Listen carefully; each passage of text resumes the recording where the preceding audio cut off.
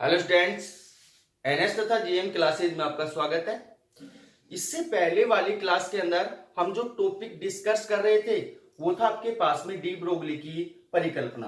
और de Broglie की परिकल्पना को अच्छे से समझ चुके थे कि डी ब्रोगली की परिकल्पना क्या कहती है और डी ब्रोगली की परिकल्पना से कौन कौन से मान निकलकर बाहर आए थे, हमने अच्छे से समझ लिया था। तो डी ब्रोगली की परिकल्पना क्या कहती है, इसको थोड़ा सा रिपीट कर लेते हैं कि कणीय रूप में संचित होता हुआ प्रकाश विशेष परिस्थिति के अंदर कौन से रूप में आ जाता है, तरंग रूप में आ जाता है। और तरंग रूप में संचित होता हुआ प्रकाश विशेष परिस्थिति के अंदर कौन से रूप में आ जाता है, कणीय रूप में आ जाता है। यही क्या कहलाती है, डी ब्रोगली की परिकल्पना कहलाती है। उससे आगे हमने मान निकाल लिया था और हमने तरंग दैर्घ्य की जो समीकरण निकाली थी वो आपके पास में आ गई थी। उससे आगे हमने टॉपिक किया था कि आपके पास में जो द्रव कण है जैसे इलेक्ट्रॉन, प्रोटॉन, न्यूट्रॉन, अल्फा कण, इन सभी का हमने क्या निकाला था, तरंग दैर्घ्य निकाला था। और इसके ऊपर न्यूमेरिकल आता है कि आपके पास में ये अल्फा कण है, इसको इतने वोल्ट से क्या किया जाता है, त्वरित किया जाता है। तो इसका तरंग दैर्घ्य कितना होगा, तो मान आपको अच्छे से निकालना आना चाहिए। तो अब इसी क्रम के अंदर आपके पास में अगला जो टॉपिक है वो है आपके पास में हाइजेनबर्ग की अनिश्चितता का सिद्धांत। तो हाइजेनबर्ग की अनिश्चितता का सिद्धांत क्या कहता है, topic very very very important है। एक नंबर का क्वेश्चन आता है कि हाइजेनबर्ग की अनिश्चितता का सिद्धांत लिखिए या हाइजेनबर्ग की अनिश्चितता के सिद्धांत को समझाइए। तो हाइजेनबर्ग की अनिश्चितता का सिद्धांत क्या कहता है, अच्छे से सुनना कि किसी क्षण विशेष के ऊपर एक निश्चित समय के ऊपर किसी एक ही दिशा के अंदर संचरित होते हुए या बहते हुए कण की स्थिति डेल एक्स तथा संवेग डेल पी एक्स का आपके पास में जो गुणनफल है वो गुणनफल क्या होता है, h अपोन में 4 पाई के बराबर होता है या उससे क्या होता है, बड़ा होता है। दोबारा से सुनना कि किसी क्षण पर एक निश्चित दिशा में संचरित होते हुए कण की स्थिति डेल एक्स तथा संवेग डेल पी एक्स का जो गुणनफल है वो h अपोन में 4 पाई के बराबर या उससे क्या होता है, बड़ा होता है, जिसे क्या कहते हैं, हाइजेनबर्ग की अनिश्चितता का सिद्धांत कहते हैं। तो किस प्रकार से लिखेंगे इसको अच्छे से समझना भी। इस सिद्धांत के अनुसार किसी क्षण पर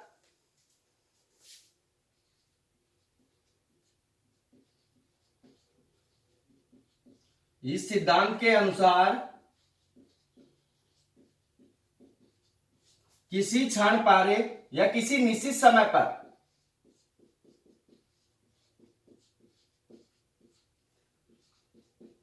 एक निश्चित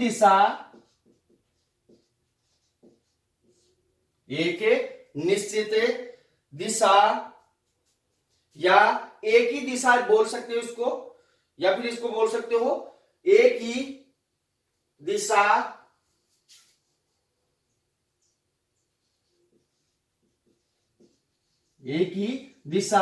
में गतिशील कण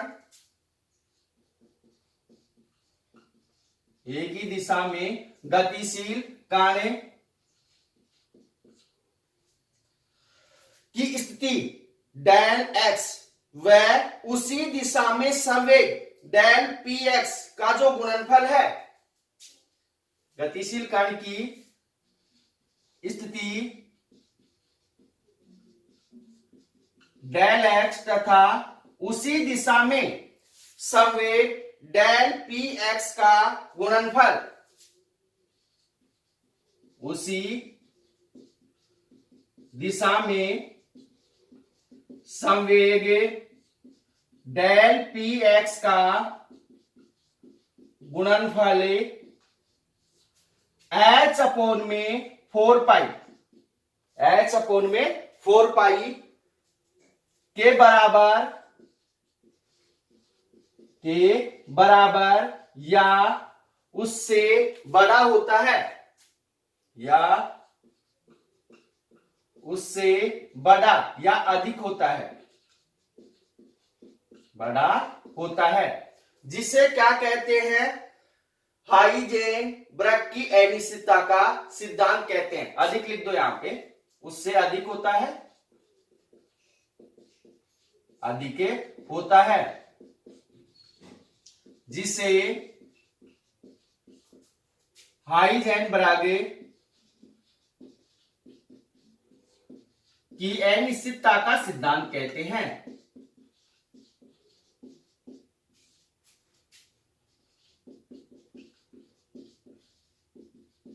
सिद्धांत कहते हैं।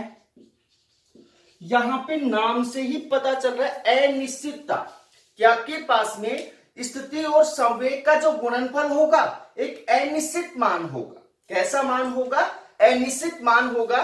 तो आपके पास में यहां पे जो स्थिति है वो कितनी है? डेल एक्स है, और संवेग कितना है आपके पास में? डेल पी एक्स है। इन दोनों का जो गुणनफल होगा वो क्या होगा? एच अपॉन में 4 पाई किया तो बराबर होगा, या उससे क्या होगा? अधिक होगा, जिसे क्या कहते हैं आपके पास में? हाइजेनबर्ग की अनिश्चितता का सिद्धांत कहते हैं। इसके अंदर ध्यान रखने की बात कौन सी है कि आपके पास में जो स्थिति होगी और संवेग होगा किसी क्षण विशेष के ऊपर होगा, और एक ही दिशा के अंदर कण की क्या होनी चाहिए? गति होनी चाहिए। ऐसा नहीं है कि कण का संवेग आप दूसरी दिशा में ले रहे हैं और स्थिति दूसरी दिशा में ले रहे हैं, तब आपके पास में हाइजेनबर्ग की अनिश्चितता का सिद्धांत संभव नहीं है।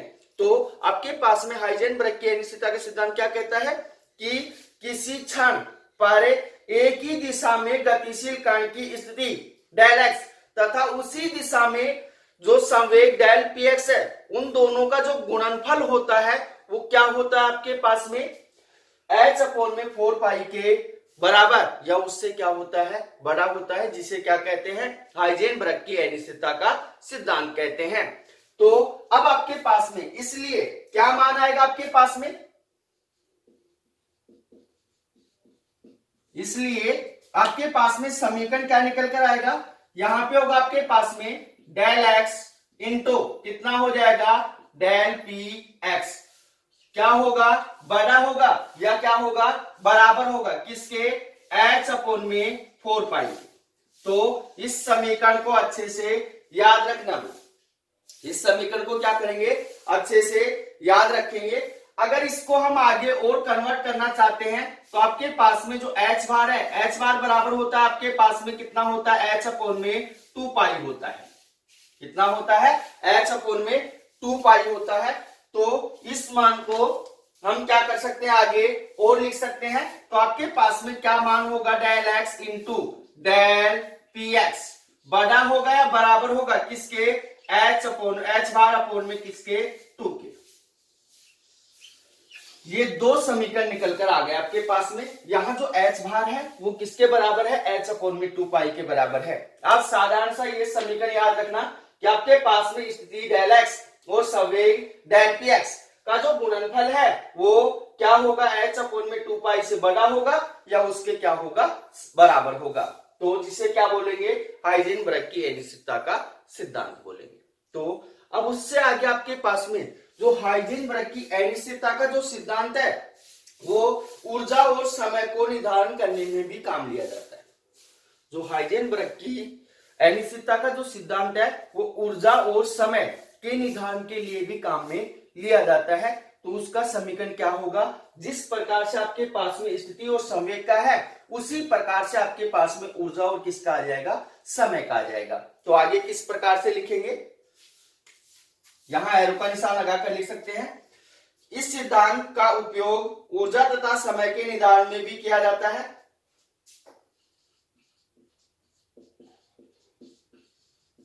इस सिद्धांत का उपयोग ऊर्जा तथा समय के निर्धारण में भी किया जाता है।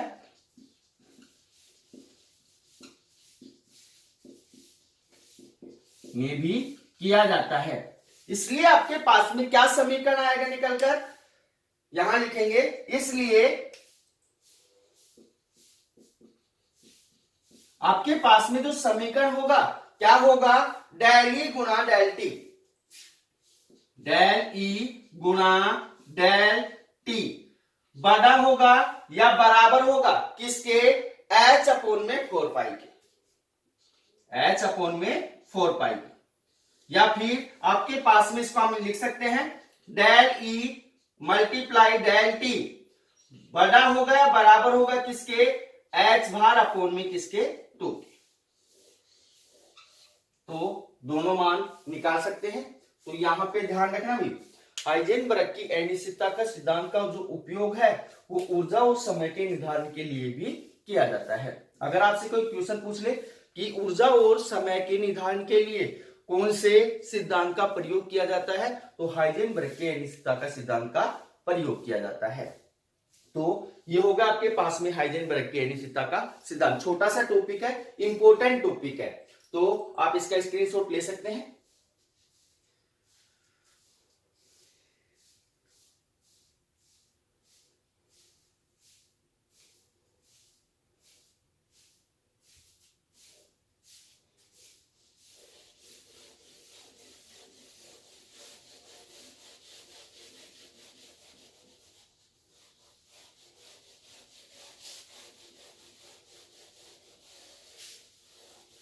अब अगला जो टॉपिक है वो टॉपिक भी आपके पास में इंपॉर्टेंट है, डेविएशन तथा जर्मर का प्रयोग। तो डेविएशन और जर्मर का प्रयोग क्या है, पहले टॉपिक डालते हैं फिर इसको अच्छे से समझते हैं।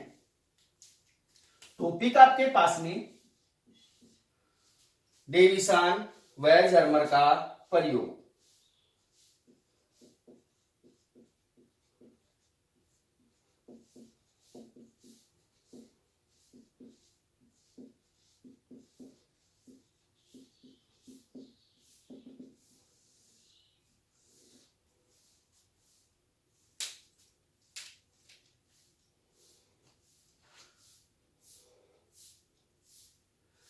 अब आपके पास में डेविएशन तथा जर्मर का प्रयोग क्या है, टॉपिक इंपॉर्टेंट है, अच्छे से समझना भी। डेविएशन तथा जर्मर ने जो द्रव कण है उनकी तरंग प्रकृति को समझने के लिए एक प्रयोग किया था। द्रव कण आपके पास में कौन कौन से हैं, इलेक्ट्रॉन, प्रोटॉन, न्यूट्रॉन, अल्फा कण, जो भी आपके पास में, उनको समझने के लिए, उनकी तरंग प्रकृति को समझने के लिए डेविएशन तथा जर्मर ने क्या किया था, एक प्रयोग किया था। या फिर इसको हम ऐसे भी बोल सकते हैं, डी ब्रोगली का तरंग सिद्धांत समझने के लिए डेविएशन तथा जर्मर ने एक प्रयोग किया था। तो अब आपके पास में जो ये डेविएशन और जर्मर का जो प्रयोग है, ये इलेक्ट्रॉन व निकल क्रिस्टल के ऊपर क्या है, आधारित है। निकल क्रिस्टल के ऊपर क्या है, आधारित है। तो इसको दोबारा से सुन लेना, डेविएशन तथा जर्मर ने जो द्रव कण है उनकी तरंग प्रकृति को समझने के लिए क्या किया था, एक प्रयोग किया था, या डी ब्रोगली के तरंग सिद्धांत को समझाने के लिए उन्होंने क्या किया था, एक प्रयोग किया था। तो पहले इसको लिखेंगे फिर इससे आगे करेंगे। तो क्या लिखेंगे, डेविएशन व जर्मर ने द्रव कणों की तरंग प्रकृति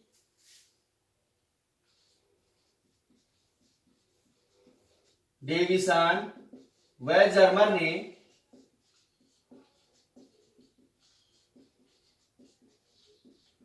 द्रव कणों की तरंग प्रकृति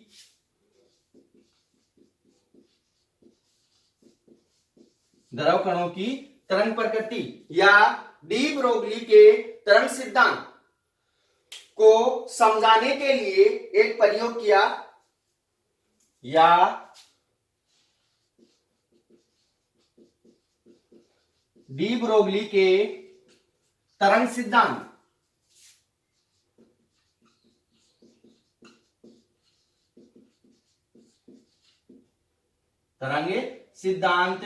को समझाने के लिए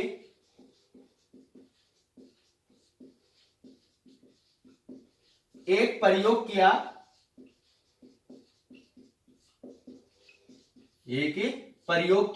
जिसे डेविएशन व जर्मर का प्रयोग कहते हैं, जिसे डेविएशन व जर्मर का प्रयोग कहते हैं।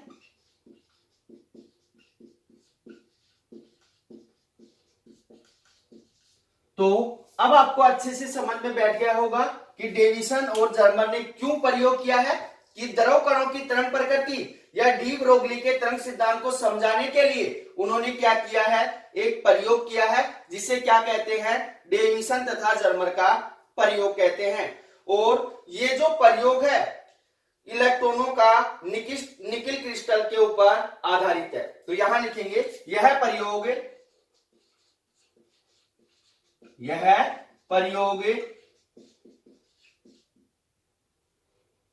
इलेक्ट्रॉनों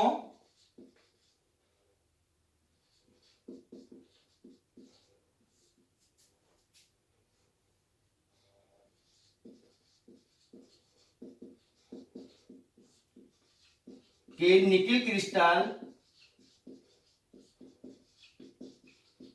इलेक्ट्रॉनों के निकिल क्रिस्टल पर आधारित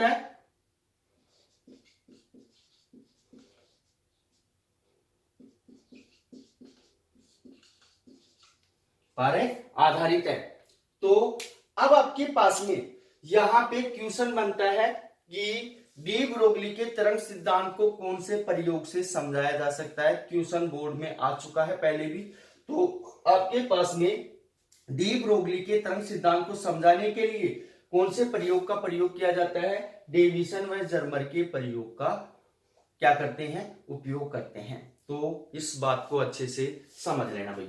उससे आगे आपके पास में टॉपिक आता है बनावट। टॉपिक क्या है, बनावट। तो बनावट को अच्छे से समझना भाई। तो अब आपके पास में जो डेविसन और जर्मर है उन्होंने निम्न उपकरण लिए थे। एक इलेक्ट्रॉन गन लिया था। इलेक्ट्रॉन गन से उन्होंने क्या किया था, इलेक्ट्रॉनों का उत्सर्जन किया था। उससे आगे उन्होंने निकिल क्रिस्टल लिया था। निकिल क्रिस्टल से उन्होंने क्या किया था कि जो इलेक्ट्रॉन है पुंज है उनको विवर्तित किया था, विकिरणित किया था। उससे आगे एक क्या लिया था आपके पास में, जो संसूचक है जिसको बोल सकते हैं आयनन कक्ष। क्या बोल सकते हैं, आयनन कक्ष संसूचक लिया था, जिसकी सहायता से क्या करते हैं, जो विवर्तित आपके पास में इलेक्ट्रॉन है उनकी तीव्रता का क्या करते हैं, मापन करते हैं। तो उन्होंने किस प्रकार से उपकरणों को व्यवस्थित किया था, किस प्रकार से उन्होंने बनावट बनाई थी, उसको अच्छे से समझना कि डेविसन तथा जर्मर ने सबसे पहले एक इलेक्ट्रॉन गन लिया। क्या लिया, इलेक्ट्रॉन गन,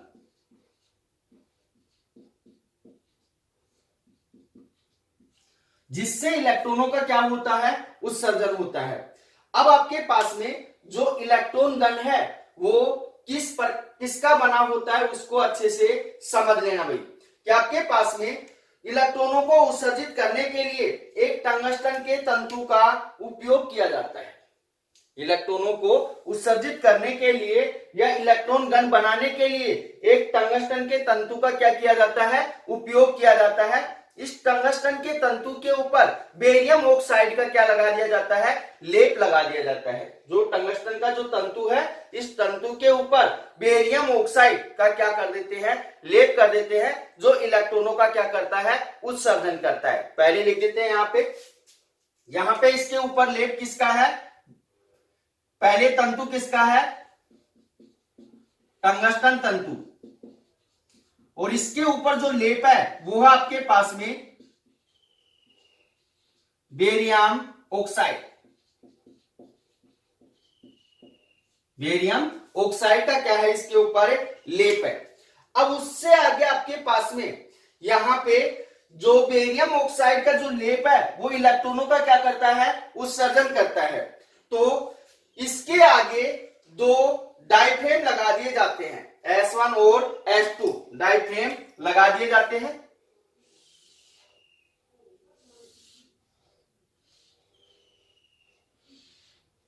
इससे आगे क्या लगा देंगे, दो डाइफ्रेम लगा देंगे।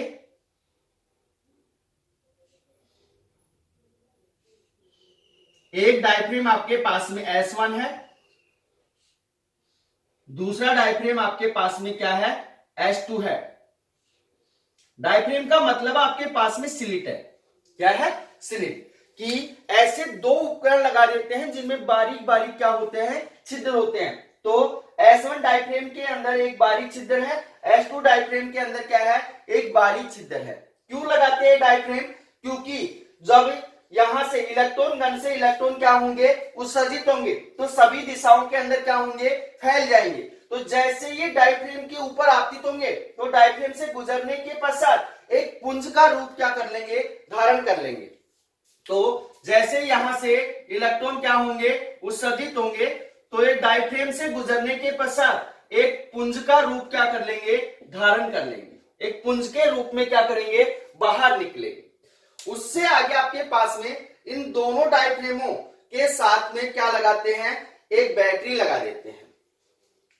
इससे आगे इन दोनों डायफ्रेमों के साथ में क्या लगा देते हैं, एक बैटरी लगा देते हैं। बैटरी क्यों लगाते हैं?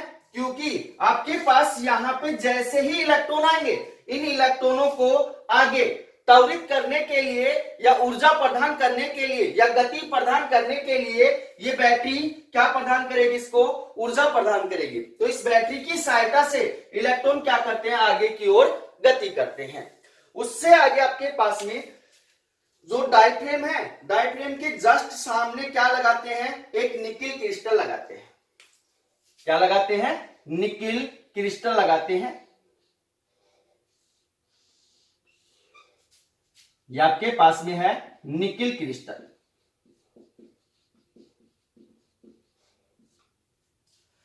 अब ये निकिल क्रिस्टल क्यों लगाते हैं उसको अच्छे से समझना में, कि आपके पास में निकिल क्रिस्टल की सहायता से क्या करते हैं, जैसे ही इलेक्ट्रॉन पुंज निकिल क्रिस्टल के ऊपर क्या होते हैं, आपतित होते हैं, तो ये निकिल क्रिस्टल क्या कर देता है, उनको विकिरणित कर देता है, फैला देता है या विवर्तित कर देता है। तो ये जो निकिल क्रिस्टल है वो इलेक्ट्रॉनों को क्या करता है, विवर्तित करता है। क्या करता है, विवर्तित करता है। अब आपके पास में यहां पे जो निकिल क्रिस्टल के साथ में जो कोण बनेगा, ये आपके पास में विकिरण कोण कहलाएगा।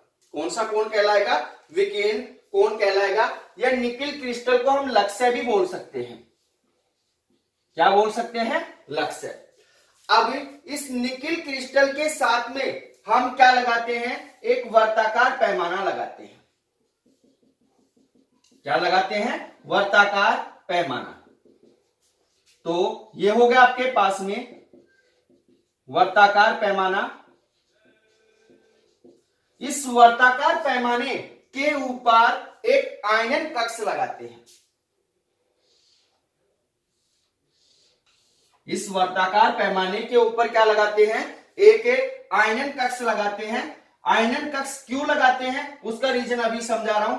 आयनन कक्ष किस प्रकार से बनाते हैं, पहले इसको समझो कि आपके पास में आयनन कक्ष के अंदर CO2 या SO2 गैस भरी होती है।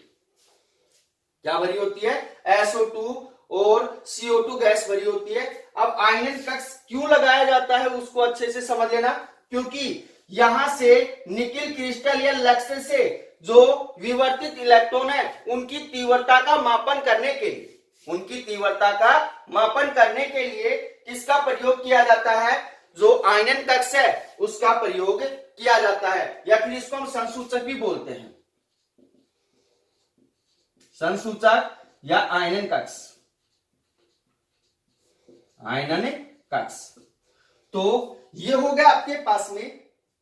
उससे आगे आयनन कक्ष को हम क्या कर देते हैं, एक एमीटर से जोड़ देते हैं और एमीटर को हम क्या कर देते हैं, ग्राउंड कर देते हैं। क्या कर देते हैं, ग्राउंड कर देते हैं।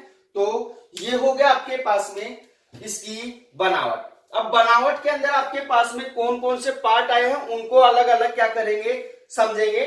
पहला आपके पास में इलेक्ट्रॉन गन है। तो इलेक्ट्रॉन गन होता क्या है, किस प्रकार से इलेक्ट्रॉनों का उत्सर्जन करता है, इसका अध्ययन करेंगे।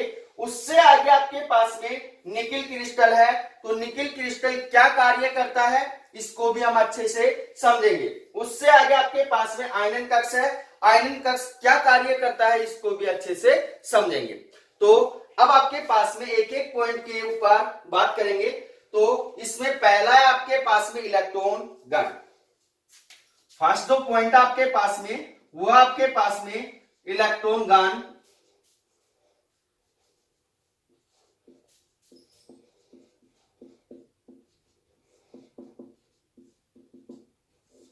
तो अब यहां पे ध्यान से समझना भाई, इलेक्ट्रॉन गन इलेक्ट्रॉनों का उत्सर्जन करने के लिए एक उपकरण का प्रयोग किया जाता है जिसे क्या कहते हैं, इलेक्ट्रॉन गन कहते हैं, या वह उपकरण जो इलेक्ट्रॉनों का क्या करता है, उत्सर्जन करता है, क्या कहलाता है, इलेक्ट्रॉन गन कहलाता है, इलेक्ट्रॉन बंदूक कहलाती है। कहने का मतलब ये है। अब जो इलेक्ट्रॉन गन है वो किसका बना होता है, एक टंगस्टन के तंतु का बना होता है। किसका बना होता है, टंगस्टन के तंतु का बना होता है, जिस पर बेरियम ऑक्साइड का क्या होता है, लेप होता है, जो इलेक्ट्रॉनों का क्या करता है, उत्सर्जन करता है। और इस टंगस्टन या इलेक्ट्रॉन गन के सामने दो डाइफ्रेम S1 व S2 को रखा जाता है। अब आपके पास में इन दोनों डाइफ्रेमों के साथ में एक बैटरी जोड़ दी जाती है। अब यहाँ पे क्वेश्चन निकल कर आता है कि यहाँ पे डाइफ्रेम क्यों उपयोग में लिए गए हैं, तो अच्छे से समझना, क्योंकि आपके पास में इलेक्ट्रॉन गन से आने वाले इलेक्ट्रॉन सभी दिशाओं के अंदर आते हैं, परंतु जैसे ही डाइफ्रेम के ऊपर क्या होते हैं, आपतित होते हैं, तो एक पुंज का रूप क्या कर लेते हैं, धारण कर लेते हैं। क्योंकि डाइफ्रेम के अंदर एक बारीक क्या होता है, छिद्र होता है, तो छिद्र से निकलने के पश्चात वो क्या करते हैं, एक पुंज का रूप धारण कर लेते हैं। उससे आगे आपके पास में ये इलेक्ट्रॉन जैसे ही किसके ऊपर गिरते हैं, निकिल क्रिस्टल के ऊपर। तो अगला जो टॉपिक है वो आपके पास में लक्ष्य या निकिल क्रिस्टल। तो अब आपके पास में यहां निकिल क्रिस्टल का उपयोग क्यों किया जाता है, क्योंकि जो निकिल क्रिस्टल है एक विवर्तन ग्रेटिंग की तरह कार्य करता है। जो यहां से आने वाले जो इलेक्ट्रॉन पुंज है उनको क्या करता है, विवर्तित करता है। तो ये जो आपके पास में निकिल क्रिस्टल एक विवर्तन ग्रेटिंग की तरह क्या करता है, कार्य करता है। उससे आगे आपके पास में इस निकिल क्रिस्टल को घुमाने की क्या होती है, व्यवस्था होती है। जो निकिल क्रिस्टल है इसको घुमाने की क्या होती है, व्यवस्था, इसको हम आसानी से घुमा सकते हैं। और निकिल क्रिस्टल के ऊपर परमाणुओं के मध्य जो दूरी होती है D बराबर आपके पास में 2.15 एंगस्ट्रॉम होती है। तो इस बात का ध्यान रखना भाई, निकिल क्रिस्टल के ऊपर परमाणुओं के मध्य जो दूरी होती है D बराबर 2.15 एंगस्ट्रॉम होती है। उससे आगे आपके पास में है आयनन कक्ष या संसूचक। तो अब आपके पास में आयनन कक्ष या संसूचक क्या होता है उसको अच्छे से समझना। निकिल क्रिस्टल से विवर्धित जो इलेक्ट्रॉन है उनकी तीव्रता का मापन करने के लिए, कितनी तीव्र गति से वो आ रहे हैं, उनकी तीव्रता का मापन करने के लिए इसका प्रयोग किया जाता है, आयनन कक्ष या संसूचक का प्रयोग किया जाता है। अब आपके पास में जो आयनन कक्ष होता है वो किसका बना होता है, CO2 और SO2 गैस भरी होती है। तो आयनन कक्ष के अंदर कौन सी गैस, क्वेश्चन निकल के आता है कि आयनन कक्ष के अंदर कौन सी गैस भरी होती है, CO2 व SO2 गैस भरी होती है। और इस आयनन कक्ष को हम वर्ताकार पैमाने के ऊपर क्या करते हैं, व्यवस्थित करते हैं। क्यों करते हैं, क्योंकि इसको हम धीरे धीरे आगे पीछे खिसका सकते हैं। धीरे धीरे जब इसको आगे पीछे खिसकाएंगे तो यहां से इलेक्ट्रॉन क्या हो रहे हैं, विवर्तित हो रहे हैं। तो सबसे ज्यादा जो तीव्रता है हम नोट कर लेंगे कहां पे आ रही है। तो आगे करेंगे किस प्रकार से हम तीव्रता को प्रदर्शित करेंगे। तो उससे आगे आपके पास में आयनन कक्ष को किससे जोड़ देते हैं, एक एमीटर से जोड़ देते हैं और एमीटर को क्या कर देते हैं, ग्राउंड कर देते हैं। तो ये हो गया आपके पास में डेविसन व जर्मर के प्रयोग की बनावट। अब इससे आगे है आपके पास में लास्ट टॉपिक कार्य प्रणाली। तो कार्य प्रणाली को पढ़ेंगे कल कि कार्य प्रणाली किस प्रकार से डेविसन व जर्मर का प्रयोग कार्य करता है, इसको पढ़ेंगे कल। अगर वीडियो आपको पसंद आया है तो लाइक कीजिए, शेयर कीजिए तथा हमारे YouTube चैनल को सब्सक्राइब कीजिए। तो मिलते हैं छोटे से ब्रेक के बाद। धन्यवाद।